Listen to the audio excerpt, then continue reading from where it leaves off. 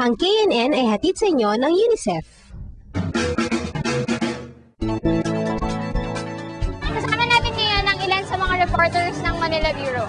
At aalamin natin sa kanila kung anong trip nilang trabaho o di naman kaya anong gusto na ng kuning kurso sa kolehiyo. Ano ba yung mga paborito yung trabaho o yung mga trip yung kurso sa kolehiyo? Siguro comparative literature kasi I want to be a writer. Kumukuha ko ngayon ng mass communication kasi gusto ko maging field reporter someday or kahit maging director. Ano naman sa tingin niyo dapat yung mga pamantayan sa pagpili ng trabaho?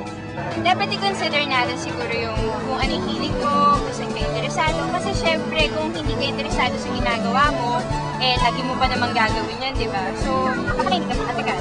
Kailangan din natin yung mga job opportunities sa mga courses kasi kailangan natin maging practical sa buhay dahil hindi sa lahat ng panahon masabi natin stable tayo. Ako sa tingin mo dapat freshman ka pa lang, alam mo na kung anong trabaho mo sa future. Para sa akin naman, not necessarily. Kasi marami naman tayong dapat na i-consider na possibilities. At hindi natin alam kung saan talaga tayo magsasucceed. Pero, para sa akin, mas maigi siguro kung susundin mo na talaga kung ano yung pinakagusto mo from the start pa lang. Kasi, mas possible na doon ka magsasucceed talaga. Saka talaga na pag-isipan mabuti yung course na kukulin di ba? Saka meron pa isa pang maganda idea, yung pagtatanong sa mga tao na gano'n din yung course na kinuha o kaya gano'n din yung kinuha. Diba, syempre kapag yung mga kwento ay batay sa actual experience. At yan ang ginawa ng North Cotabato Bureau. Nag-interview sila ng isang tao na din nila ang trabaho. Panoorin natin ito.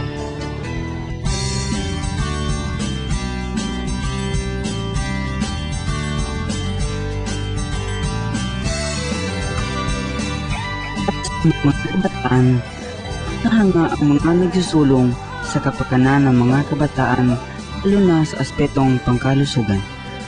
Kalabihan ng mga pediatricians, isa rito si Dr. Maria Imelda C. Rosales, Dimension Pediatrician ng Cotabato Provincial Hospital.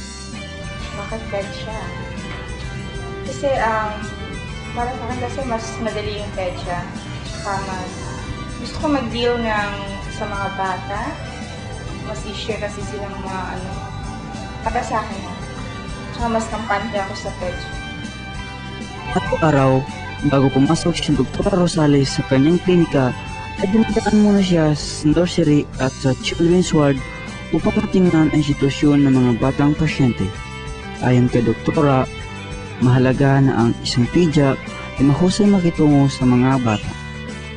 Number 1, patience. Dapat may patience. Tsaka love of children. At tsaka dedication. Ang mga kapagpapagilan ng may sakit ay parang nakakatakot din dahil nakasalalay sa iyo ang buhay ng bata.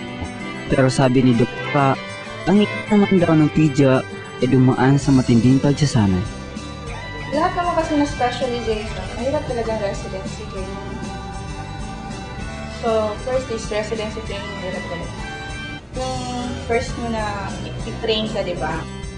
Sa amon, fulfilled si Dr. Rosales dahil ayon sa kanya, ang pagiging pediac ay isang makabuluhang serbisyo.